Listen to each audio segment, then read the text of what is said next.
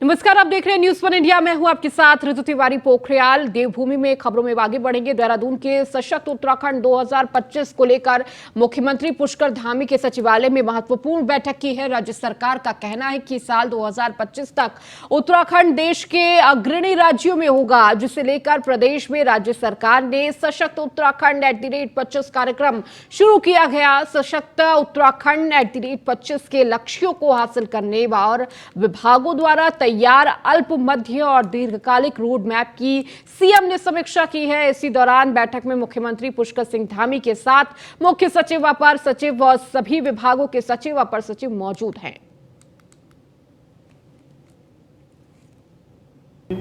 सभी विभागों का एक जो हमने फ्रेम बनाया है, उनका एक लक्ष्य है, उस लक्ष्य के अनुरूप कितना कार्य हुआ है, ये बैठक निरंतरता से चल रही है। इसके पीछे हेतु है कि जो भी हमने लक्ष्य तय किए हैं, उन लक्ष्यों को हम प्राप्त करें और सशक्त उत्तराखंड जो हमारी थीम है, वो जल्दी से जल्दी प्राप्त करने की दिशा में स्टेप बाय स्टेप हम आगे बढ़ें, उसमें कहीं भी। मुख्यमंत्री पुष्कर सिंह धामी ने जॉलीग्रांट एयरपोर्ट के देहरादून पहुंचकर जम्मू कश्मीर में चल रहे ऑपरेशन त्रिनेत्र में शहीद हुए चमौली निवासी लांस नायक रुचिन सिंह रावत और सिरमौर हिमाचल प्रदेश निवासी शहीद प्रमोद नेगी के पार्थिव शरीर पर पुष्प चक्र अर्पित कर उन्हें श्रद्धांजलि अर्पित की। मुख्यमंत्री पुष्कर सिंह धामी ने कहा कि राष्ट्रीय सुरक्षा में अपने प्राण न्यौछावर करने वाले हमारे शहीदों को यह देश हमेशा याद रखेगा।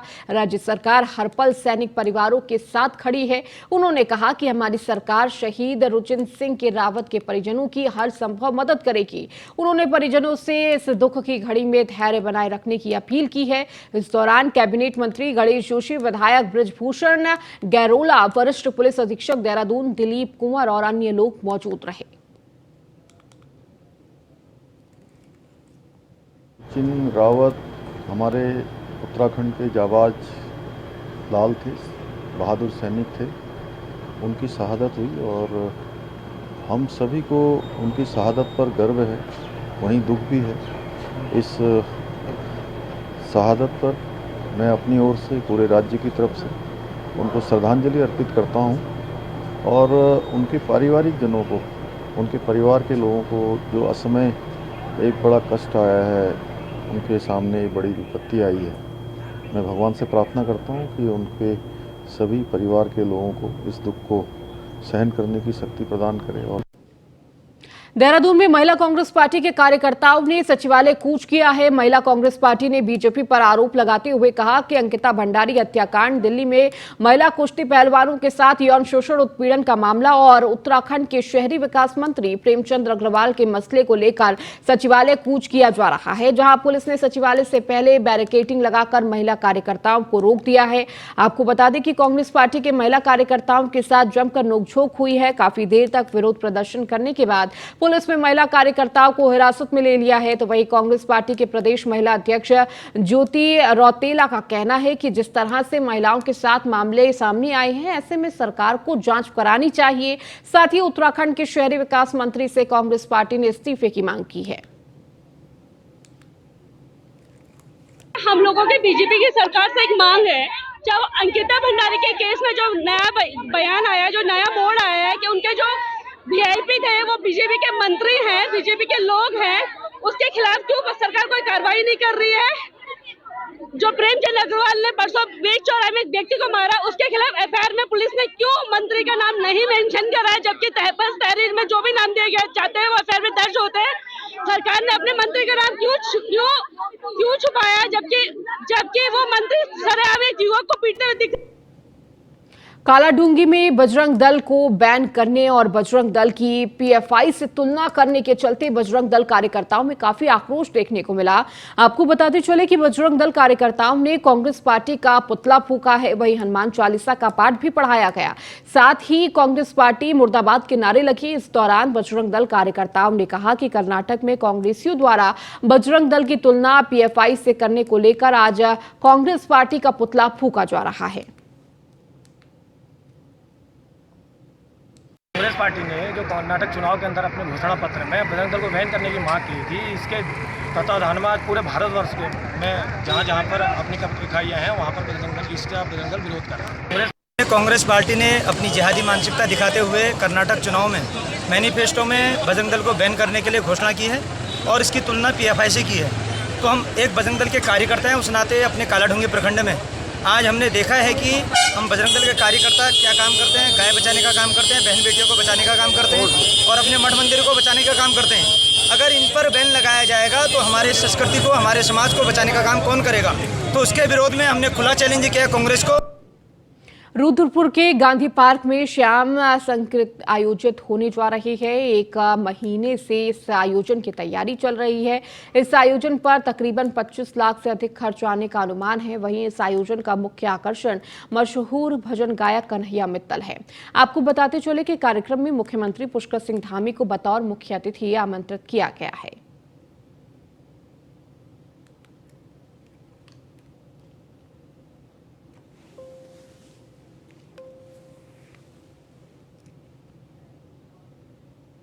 अल्मोड़ा में पूर्व मुख्यमंत्री हरीश रावत ने बीजेपी सरकार पर निशाना साधते हुए कहा कि आज प्रदेश में स्वास्थ्य सेवाओं के नाम पर सरकार द्वारा उनके समय की व्यवस्था को समाप्त कर दिया गया है। उन्होंने कहा कि उनके द्वारा अल्मोड़ा बेस में हार्ट केयर सेंटर खोला गया, उसको भी बंद कर दिया गया, जबकि असज प्रदेश बड़े मंत्री चंदन राम दास का देहांत हो गया। अगर अल्मोड़ा में हार्ट सेंटर होता तो यहाँ के लोगों को आज बड़ी सुविधाएं मिलती। वहीं चारधाम यात्रा को लेकर कहा कि अभी चारधाम यात्रा अब मौसम ठीक होने से बढ़ने लगी है, पर अभी भी यहां पर कई व्यवस्थाओं की कमी है।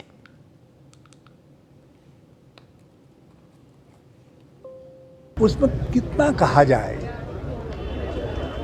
उन्होंने एक ऐसा आचरण है, आपको गुस्सा आ सकता है, मगर आपको अपने पद की संवेदनशीलता को ध्यान में रखना चाहिए। और यदि भूल हुई है तो उसका प्रायश्चित पुलिस नहीं है, उसका प्रायश्चित क्षमा है। आप क्षमा मांगिए ना, राज्य की जनता से क्षमा मांगिए। और मैं तो चाहता हूं कि भाजपा को क्षमा मांगनी चाहिए, जिसकी कोख से ऐसे लोग पैदा हो रहे हैं। उत्तराखंड में एलटी शिक्षकों की नियुक्ति को लेकर विभाग ने सख्त कदम उठाए हैं। शिक्षा महानिदेशक बंशीधर तिवारी ने कहा कि करीब 1500 शिक्षकों की नियुक्ति पत्र दिए गए हैं, लेकिन बहुत से शिक्षकों ने अभी तक ज्वाइन नहीं किया है। सबको नोटिस जारी किया गया है और कहा गया है कि अगर वह 8 मई तक ज्वाइन नहीं करते हैं तो यह माना जाएगा कि वह सेवा करने के इच्छुक नहीं है। एलटी की लगभग हमारे पास 1500 आए थे जो प्रस्ताव उनको नियुक्त देना था, उनकी काउंसलिंग और हुई थी। कुछ अभ्यर्थी ऐसे जो ज्वाइन नहीं कर रहे हैं, उनको हमने 8 तारीख तक के लिए समय दिया है कि उसमें शीघ्र ज्वाइन करें, और अगर नहीं करते तो हमें मानेंगे कि वो सेवा करने के इच्छुक नहीं है। अप्रॉक्स कुछ संख्या है कितने लोग हैं? नहीं, अलग अलग मंडलों में अलग अलग है, और जो भी ज्वाइन नहीं किए हैं उन सभी के लिए हमें निर्देश दिए। धामी सरकार पहाड़ों और जमीनों पर हो रहे कब्जों पर सख्त है। आपको बताते चले कि नैनीताल में 12 पत्थर आज वन भूमि में घोड़ा चालकों द्वारा बनाई गई झोपड़ियां हटाई गई हैं। तो वन भूमि से अतिक्रमण हटाने पहुंचे वन विभाग के एसडीओ राजकुमार का कहना है कि 12 पत्थर क्षेत्र में घोड़ा चालकों ने वन भूमि से कब्जा हटाया गया है। आगे भी वन भूमि से अवैध कब्जाधारियों के ऊपर कार्रवाई की जाएगी। किसी भी दशा में अतिक्रमणकारियों को बख्शा नहीं जाएगा।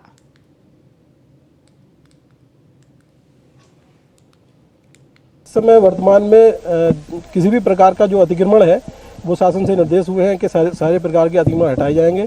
उसी क्रम में प्रभागीय वन अधिकारी के द्वारा दिए गए निर्देश के क्रम में आज यहाँ 12 पत्थर क्षेत्र में जो अवैध अतिक्रमण किया गया है उसे हटाने की कार्रवाई की जा रही है। अब ये एक अभियान के रूप में लिया गया है। वो जितने भी अतिक्रमण चिन्हित होंगे वो तुरंत हटा दिए जाएंगे। अगर कोई आवास या फैमिली इत्यादि कहीं रहती है तो उसके लिए नोटिस जारी किए जाते हैं, और पूर्व में यहाँ सर्वे किया जा चुका है जिसका ऊपर जो है चिन्ह लगे हुए हैं। इस समय बद्रीनाथ धाम में श्रद्धालुओं का आंकड़ा 1 लाख के पार हो गया है। अब तक धाम में करीब 1 लाख के करीब श्रद्धालुओं ने बद्रीनाथ के दर्शन कर लिए हैं। आपको बताते चले कि बद्रीनाथ धाम में कपाट 27 अप्रैल को खुले थे। पिछले दिनों हुए बारिश और बर्फबारी के बाद भी श्रद्धालुओं की संख्या लगातार बढ़ती गई है। बद्रीनाथ धाम मौसम इन दिनों सुहावना बना हुआ है। तीर्थयात्री बद्रीनाथ धाम में पहुंचकर चोटियों में बर्फबारी का आनंद ले रहे हैं। मसूरी में कांग्रेस के कार्यकर्ताओं ने देहरादून के कांग्रेस जिलाध्यक्ष लक्ष्मी अग्रवाल के नेतृत्व में मसूरी के शहीद स्थल पर एकत्रित हुए, जहां भी सरकार के खिलाफ हल्ला बोलते हुए प्रदेश में बीजेपी सरकार की शुद्धि बुद्धि के लिए हनुमान चालीसा का पाठ किया है। इस मौके पर कांग्रेस कार्यकर्ताओं ने बीजेपी सरकार और कैबिनेट मंत्री प्रेमचंद अग्रवाल के खिलाफ जमकर नारेबाजी की है। कांग्रेस जिलाध्यक्ष लक्ष्मी अग्रवाल और कांग्रेस नेता मेघ सिंह कंडारी ने कहा है कि बजरंग दल के कुछ गुंडे ने देहरादून कांग्रेस भवन पर हमला करने की कोशिश की गई थी। शासन प्रशासन को पता होने के बावजूद अगर घटना घट रही है तो यह शर्मसार करने वाली घटना है। उन्होंने कहा कि भारतीय जनता पार्टी की सरकार और नेता प्रदेश को भोले भाली जनता को गुमराह कर रही है, जो किसी भी हाल में बर्दाश्त नहीं किया जाएगा। काशीपुर में एसओजी और पुलिस ने नकली नोटों की छपाई और सप्लाई करने वाले गैंग का पर्दाफाश किया है। आपको बता दें कि पुलिस ने यूपी के 2 लोगों को गिरफ्तार किया है। इस दौरान पुलिस ने तकरीबन 22 लाख के नकली नोट, छपाई की मशीन और अन्य उपकरण बरामद किए हैं।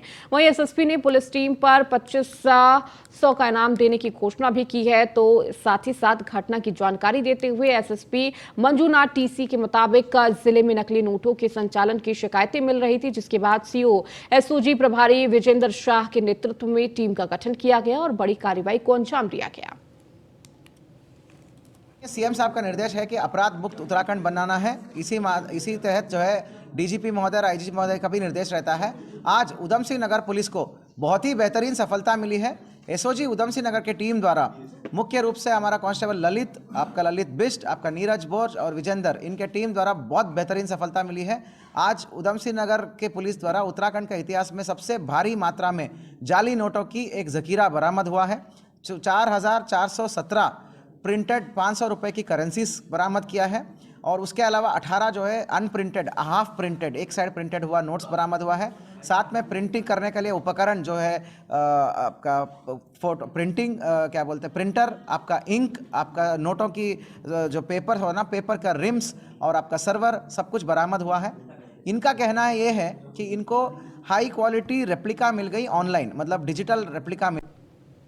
पिथौरागढ़ के धारचूला में एसबीआई मैनेजर पर बैंक गार्ड ने तेल छिड़ककर आग लगाई है। गंभीर हालत में बैंक मैनेजर को सीएचसी धारचूला में भर्ती कराया गया। तो वहीं घटना से परिसर में अफरा तफरी मच गई। बताया जा रहा है कि धारचूला मेंस बाजार में स्टेट बैंक ऑफ इंडिया की शाखा स्थित है। ये सर, ये देखिए पूरा सिस्टम।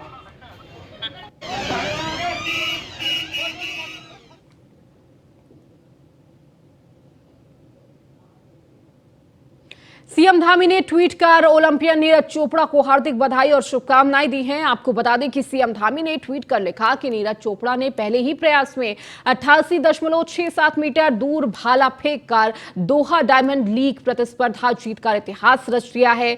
समस्त देशवासी आपकी इस शानदार जीत से गौरवान्वित है। नीरज चोपड़ा को इस अभूतपूर्व उपलब्धि के लिए हार्दिक बधाई और शुभकामनाएं देता हूं।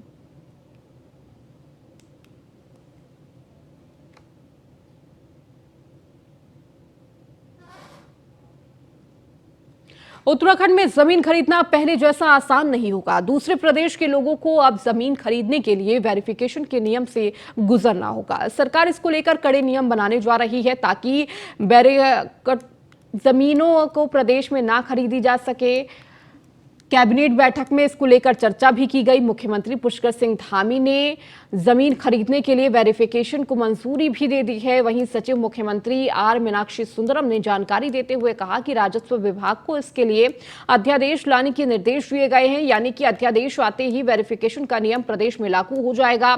धामी सरकार के इस फैसले से बीजेपी में काफी उत्साहित नजर आ रही है। तो वहीं कांग्रेस का कहना है कि जिन लोगों ने उत्तराखंड में जमीन खरीद ली है, क्या सरकार उनका भी वेरिफिकेशन कराएगी? कृषकों के हित में, क्योंकि इंटरप्रेन्योरशिप को बढ़ाने के लिए, कृषकों का योगदान बढ़ाने के लिए, पशुपालकों को सुविधा देने के लिए हम पशुधन मिशन इस पर जो है आज निर्णय किया गया है। निश्चित रूप से इससे पशुधन के क्षेत्र में काम करने वाले कृषकों को बहुत बड़ा प्रोत्साहन मिलेगा, उनको आगे बढ़ने का अवसर मिलेगा। इसके साथ साथ जो ज़मीनें हैं पहले बेरोक-टोक खरीदी जाती थी, उस पर अब जांच होने के बाद, पूरी पृष्ठभूमि जांचे जाने के बाद कि आखिर किस लिए उत्तराखंड में ज़मीन लेना चाहते हैं, किस लिए वो रहना चाहते हैं, किस लिए आना चाहते हैं। उन सभी चीज़ों की जांच होने के बाद ही अब इस पर निर्णय हो पाएगा। अभी हमने कहा है कि कल से ही जो है इस पर सब पर रोक लग जाएगी और साथ में अन्य भी सेतु जो नीति आयोग की तर्ज पर बनाने का भी आज मंत्रिमंडल में हमने फैसला कर लिया है। उससे बहुत सारी चीज़ों पर, बहुत सारे निर्माण कार्यों से लेकर नवाचार करने में राज्य के अंदर अनेकों जो विभाग हैं उन सभी को सहायता मिलेगी और जो नया उत्तराखंड है, संकल्प नए उत्तराखंड का, वो साकार दिशा में आगे बढ़ेगा। कृषक कल माननीय मंत्रिमंडल में एक सुओ मोटो निर्णय था माननीय मंत्रिमंडल का, और उस पर चूंकि प्रशासनिक विभाग राजस्व विभाग है, तो राजस्व विभाग उसको अध्यादेश के माध्यम से करने जा रहे हैं। अध्यादेश का प्रारूप जल्दी सक्षम स्तर पर अनुमोदन लेकर के उसको करेंगे। कल अभी तक जो बाहरी व्यक्ति यहाँ जमीन खरीद रहे थे, विगत 6 वर्षों से भारतीय जनता पार्टी सत्ता में है, क्या इन्होंने उनका वेरिफिकेशन किया कि नहीं किया? इसका मतलब आज तक इन्होंने उनका कोई भी कहीं भी कोई भी सत्यापन नहीं किया। जो आए वो खरीद ले। भाजपा उनका भी तो सत्यापन करे जिनको इन्होंने वो दी है, अभी तक जमीन दी है, दान में दी है, कुछ दिया है, उसका भी कम से कम पार्टी को सत्यापन। उत्तराखंड सरकार ने जो अभी निर्णय लेने का फैसला किया है कि जो बाहर का व्यक्ति उत्तराखंड राज्य में जमीन खरीदना है या कुछ भी काम करने वाला है, उसके बारे में विस्तृत जानकारी जुटाई जाएगी। अगर वो कहीं आपराधिक प्रवृत्ति का व्यक्ति है, कोई उसके खिलाफ अपराध है, तो ऐसे व्यक्ति को राज्य में जमीन खरीदने और कारोबार करने में रोका जाएगा। ये निर्णय राज्य के व्यापक हित में है और राज्यवासियों ने इस निर्णय की प्रशंसा की है, मुख्यमंत्री जी को बधाई दी है। निश्चित रूप से जो देवभूमि का जो वातावरण है, यहाँ का जो सनातनी वातावरण है, उसको अगर कोई भी खराब कर लक्सर तहसील क्षेत्र में वैदिक गौशाला ट्रस्ट के अध्यक्ष और बतौर उत्तराखंड कांग्रेस के प्रदेश महामंत्री राजेश रस्तोगी ने प्रदेश के मुख्यमंत्री पुष्कर सिंह धामी को आभार प्रकट किया गया है। दरअसल वैदिक गौशाला ट्रस्ट के अध्यक्ष ने प्रदेश के मुख्यमंत्री को अपने वैदिक गौशाला ट्रस्ट के स्वस्थ और कुशल संचालन का हवाला देते हुए पत्र भेजकर राज्य भर में लावारिस गौवंशों की सेवा के लिए गौशाला बनाए जाने का बतौर सुझाव अनुरोध किया गया था, जिस पर संज्ञान लेकर मुख्यमंत्री पुष्कर सिंह धामी ने शासन स्तर पर कार्य भी शुरू कर दिया है। वहीं अपने पत्र पर मुख्यमंत्री पुष्कर सिंह धामी ने संज्ञान दिए जाने के बाद हुई कार्रवाई की सराहना करते हुए उत्तराखंड कांग्रेस के प्रदेश महामंत्री और वैदिक गौशाला ट्रस्ट के अध्यक्ष राजेश रस्तोगी ने मुख्यमंत्री का आभार प्रकट किया है। वैदिक गौशाला लक्सर ने लावारिस गौवंश के ऊपर काम किया था, उनका कलेक्शन किया था, उनको संरक्षण दिया था, भोजन, चारा, दवाइयां दी थी। साथ के साथ वैदिक गौशाला लगातार मुख्यमंत्री जी के साथ, पशुधन मंत्री के साथ, गौ सेवा आयोग के जो अध्यक्ष हैं राजेंद्र अंतवाल जी, उनके साथ जुड़ा रहा है। वैदिक गौशाला के लोग उनसे संपर्क करते रहे हैं, लिखा पढ़ी करते रहे हैं, ज्ञापन भेजे हैं, नोटिस भेजे हैं। माननीय मुख्यमंत्री श्री पुष्कर सिंह धामी जी ने वैदिक गौशाला के अनुरोध को स्वीकार करते हुए राज्य भर के अंदर सभी नगरों में, सभी जिलों में, सभी तहसीलों में लावारिस गौवंश की सेवा के लिए गौशाला स्थापित कराए जाने के निर्देश मंत्री परिषद में पास करके देहरादून में न्यूज वन इंडिया के ब्यूरो चीफ सुदीप जैन ने बीजेपी के प्रदेश अध्यक्ष महेंद्र भट्ट से खास बातचीत की है। प्रदेश अध्यक्ष महेंद्र भट्ट ने कहा है कि धामी कैबिनेट में खाली 4 मंत्री पदों को लेकर 15 मई के बाद केंद्रीय नेताओं से बातचीत की जाएगी। उन्होंने कहा कि बागेश्वर विधानसभा उपचुनाव के लिए टिकट किसे दिया जाना है, इसके लिए संगठन सर्वे करेगा और क्या कुछ कहा है आपको सुनाते हैं। उत्तराखंड सरकार में 3 कैबिनेट मंत्रियों के पद रिक्त थे और अब चौथा पद भी रिक्त हो गया है, क्योंकि बागेश्वर से जो विधायक और मंत्री थे चंदन रामदास जी, उनका निधन हो गया है। इसके अलावा दायित्वधारियों का भी इंतजार बरकरार है। प्रदेश अध्यक्ष महेंद्र भट्ट जी से बातचीत करते हैं कि आखिर कब तक केंद्र के समक्ष विषय आएगा और राज्य का संगठन इस पर क्या केंद्र को अवगत कराएगा। अध्यक्ष जी, अब धामी जी की जो मंत्रिमंडल की जो कैबिनेट है उसमें संख्या बहुत कम हो गई है, 3 रिक्त थे और चौथे चंदन रामदास जी की निधन हो गई है। तो कितना इससे सरकार का कामकाज प्रभावित होता है, क्योंकि विभागों का भार मुख्यमंत्री जी के पास आता है। क्या तैयारी अब संगठन स्तर से केंद्र को अवगत कराने की, हालांकि केंद्र के नॉलेज में भी सब कुछ है। देखिए, मंत्रिपरिषद का विस्तार तो होना ही होना है, क्योंकि 4 पद हैं तो चारों स्थानों पर हमारे मंत्री बहुत जल्दी काबिज होंगे। इसके लिए एक बार केंद्रीय नेतृत्व के साथ बैठने की हमारा विषय है, तो 15 तारीख के बाद इस संबंध में चर्चा होगी। लेकिन मुख्य रूप से बागेश्वर का जो बाई इलेक्शन है वो हमारे प्राथमिकता में है। उस दृष्टिकोण से भी वहाँ के लिए चुनाव पर्यवेक्षक बनाने, चुनाव की दृष्टि से वहाँ चुनाव के प्रभारी तय करना और वो चुनाव हम अच्छे मतों से जीते, इस दृष्टिकोण की रचना हम लोग तैयार करें। हम तब तक अपने पन्ना टोली तक का संगठन हम व्यापक रूप से वहाँ के सभी बूथों पर बना पाएंगे। इस दृष्टि से हमने कार्यकर्ता सोचना प्रारंभ कर दिए हैं। जहाँ तक दायित्वों का विषय, दायित्व की सूची केंद्रीय नेतृत्व के पास है। बहुत जल्दी हमको उसकी माननीय मुख्यमंत्री की, उनकी नड्डा जी की भेंट होगी और स्वाभाविक रूप से बहुत जल्दी हम उसको भी करेंगे। हम लोकसभा चुनाव से पहले, बाई इलेक्शन से पहले हमारा प्रयास है कि हम सारे विषयों को सॉर्ट आउट कर दें और कार्यकर्ता की जहां उपयोगिता है उस कार्यकर्ता उस काम में लगा सकें। तो कब तक माना जाए कैबिनेट के विस्तार की ओर, या यूं कहें कुछ यदि परिवर्तन होना है तो कब तक इस ओर बात आगे बढ़ सकती है? देखिए, बागेश्वर चुनाव के बाद सभी से सोचा जाएगा। अभी दायित्वधारी विषय हमारे प्राथमिकता में, पहले उसको और वहाँ का प्रत्याशी बागेश्वर के बाई इलेक्शन प्रत्याशी को पहले प्राथमिकता देंगे। बाकी केंद्रीय नेतृत्व अगर कहता है कि कुछ मंत्री पद पहले भरे जाएं तो माननीय मुख्यमंत्री से उनकी बातचीत होगी। लेकिन हमारा इस समय जो मूल काम है वो बागेश्वर के बाई इलेक्शन को जीतना है और हमारे दायित्वधारियों की दृष्टि जो सूची हम लोग केंद्र को दी है उनको कार्यकर्ताओं को दायित्व मिल जाए, जिससे कि आगामी दिनों के नगर पालिका चुनाव है, लोकसभा चुनाव है, बाई इलेक्शन, उस समय उनका उपयोग कर सके। अध्यक्ष जी, कुछ अभी बीते दिनों ऐसे विषय हुए जिससे राज्य सरकार के सामने चिंता बढ़ी। सतपाल महाराज जी यात्रा के वक्त सत्संग में व्यस्त थे, धन सिंह रावत जी कर्नाटक चुनाव में वोट मांग रहे हैं, प्रेमचंद अग्रवाल जी सड़क पर दो दो हाथ कर रहे हैं। ये सरकार के लिए कितना ऑकवर्ड था, विशेषकर तब जबकि चारधाम यात्रा जैसे बड़े विषय राज्य सरकार के सामने है? देखिए, चारधाम यात्रा का जहाँ तक विषय, सारे मंत्री आज के तकनीकी युग में, और हम ये कहें कि मंत्री कर्नाटक क्यों गए हैं, मंत्री जी दोस्तान पे, ये कोई विषय बनता नहीं है। माननीय मुख्यमंत्री जी ने प्रशासन इकाई के तौर पर सभी धामों के लिए प्रशासक के रूप में नियुक्ति दे दी है। हर प्रकार की जानकारी मंत्रियों को भी रहती है, माननीय मुख्यमंत्री जी को भी रहती है। यह ठीक है कि किसी का व्यक्तिगत कार्य भी रहते हैं, राजनीतिक दृष्टि से हम लोग राजनीतिक दल के कार्यकर्ता हैं, तो कर्नाटक चुनाव वाले महत्वपूर्ण है। तो ये क्योंकि जब विषय कांग्रेस पे बसता नहीं, इस प्रकार विषय हथकंडे उड़ा, ये ठीक है, ऋषिकेश की घटना दुर्भाग्यपूर्ण घटना है जिसके हम सब लोग को हम, क्योंकि ये व्यक्तिगत विषय जब राजनीतिक मुद्दे बन जाते हैं थोड़ा बुरा लगता है। तो हमने माननीय मंत्री से भी कहा है कि भाई सभी लोगों से जो जनप्रति की भाई संयम बरतना चाहिए, क्योंकि ये चुनावी वर्ष भी है और चुनाव वर्ष में बहुत सी विषय निकल कर आएंगे। उन विषयों का समाधान की ओर बढ़ना चाहिए, न कि उसको इशू बनाना चाहिए। प्रदेश अध्यक्ष महेंद्र भट्ट जी, जिन्होंने दो महत्वपूर्ण बातें की हैं। पहला कि 15 तारीख के बाद राज्य सरकार में जो कैबिनेट स्तर के मंत्रियों के पद रिक्त हैं उसके फुलफिल होने से पहले दायित्वधारियों की सूची आ सकती है, और बागेश्वर में रिक्त हुई सीट के लिए भी पार्टी एक अपनी कमेटी का गठन करेगी और प्रभारियों को भी नियुक्त करेगी। कैमरा सहयोगी अंजीत के साथ सुदीप जैन, न्यूज 1 इंडिया, देहरादून। देहरादून में कांग्रेस प्रदेश अध्यक्ष करण माहरा ने एक बार फिर से बीजेपी के ऊपर गंभीर आरोप लगाए हैं। करण माहरा ने कहा है कि एक तरफ दिल्ली में सांसद ब्रजभूषण शरण सिंह के ऊपर महिला पहलवान आरोपों की झड़ी लगा रही है, तो वहीं जगह जगह बीजेपी के नेताओं पर तमाम आरोप लग रहे हैं। उत्तराखंड में बीजेपी के वरिष्ठ नेता और कैबिनेट मंत्री प्रेमचंद अग्रवाल के आए दिन मारपीट के वीडियो सोशल मीडिया पर लीक होते हैं, लेकिन सत्ता के नशे में चूर भारतीय जनता पार्टी इसका कोई जवाब नहीं देती। साथ ही करण माहरा ने कहा कि बीजेपी सत्ता के नशे में चूर है, जिसका खामियाजा जनता को भुगतना पड़ रहा है।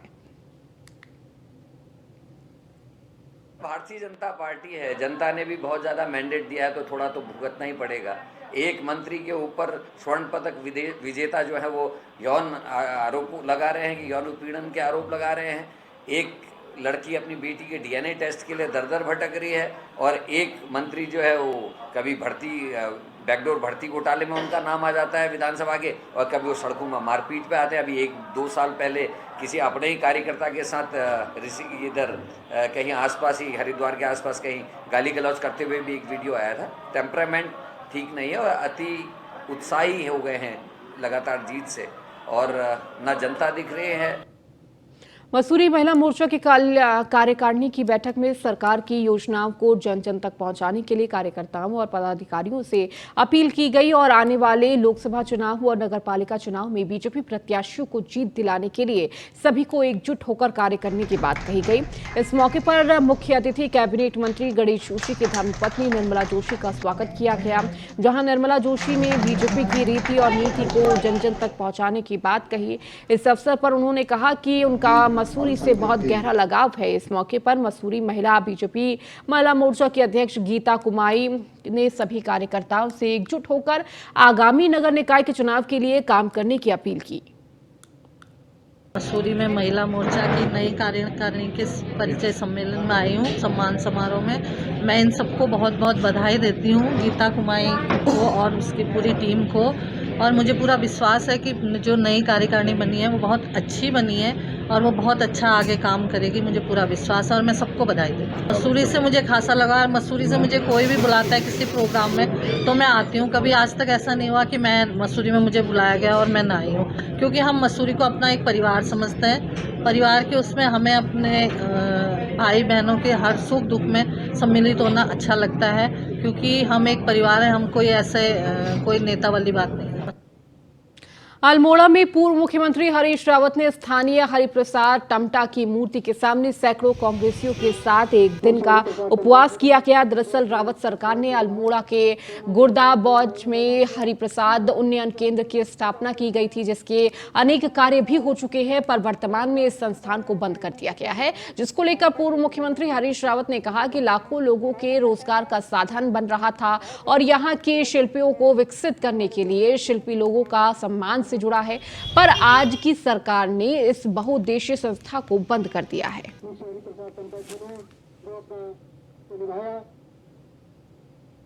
ये मुद्दा